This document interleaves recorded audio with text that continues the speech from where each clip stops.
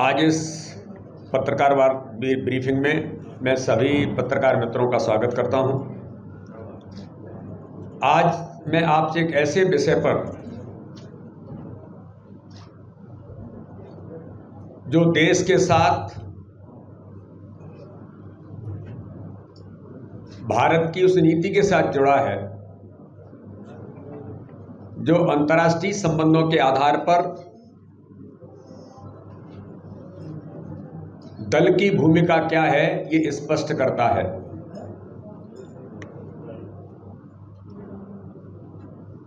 कांग्रेस की working committee की meeting में इजराइल पर हुए आतंकी हमले की निंदा करने के स्थान पर कांग्रेस के नेतृत्व ने हमलावरों के समर्थन में कल एक प्रस्ताव पारित करके ये सिद्ध किया है कि कांग्रेस का हाथ जिहादियों के साथ, और ये केवल एक बार नहीं हो रहा है।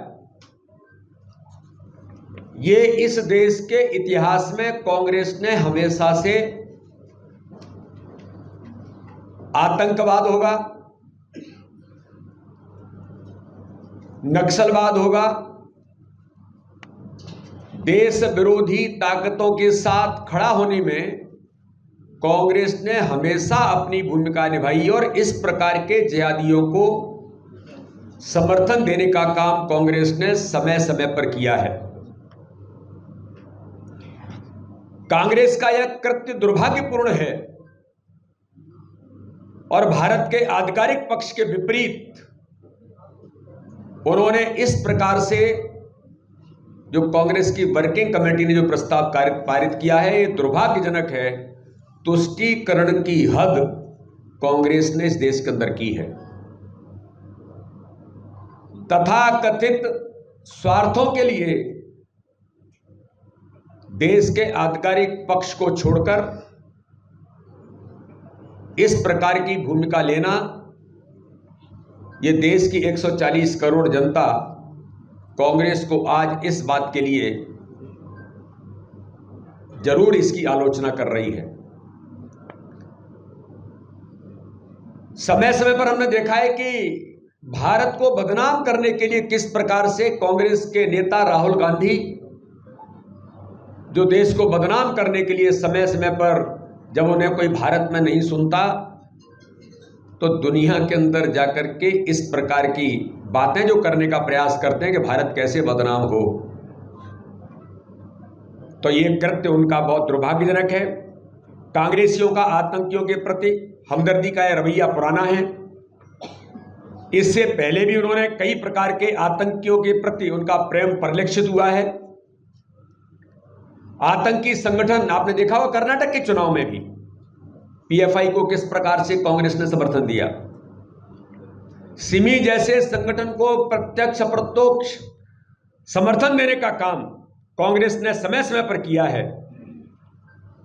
तो ऐसे आतंकवादी जो इस देश के लिए, देश की सुरक्षा के लिए, इस देश पर हमला करने वाले लोगों के प्रति भी प्रेम कांग्रेस का हमेशा जागृत होता रहा है। चाहे ओसामा जी हो, जिनको ओसामा जी कहकर के संबोधित करने का काम कांग्रेस के नेता करते थे, हाफिज को साहब कहना, बटाला हाउस एनकाउंटर के श्रीमती सोनिया गांधी जी के आंसू न रुकना, और मध्य प्रदेश के मिस्टर बंटाढार दिग्विजय सिंह तो उससे गले मिलने के लिए गए थे और कहा था कि बटाला हाउस फर्जी एनकाउंटर है जिसे माननीय सर्वोच्च न्यायालय ने फांसी की सजा दी थी।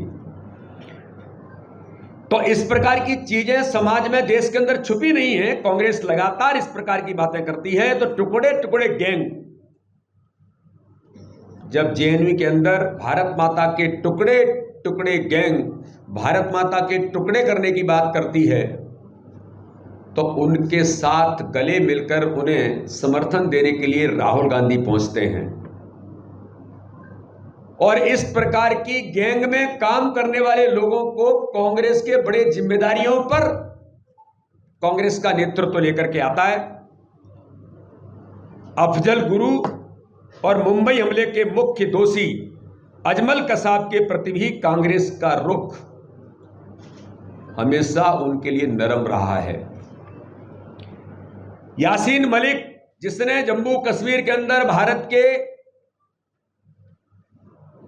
हमारे देश पर जो आक्रमण करने का काम किया, यासीन मलिक को भी यही कांग्रेसी निरंतर अतिथि का दर्जा देकर के दिल्ली के अंदर लाल कालीन बिछा करके उनका स्वागत करते थे।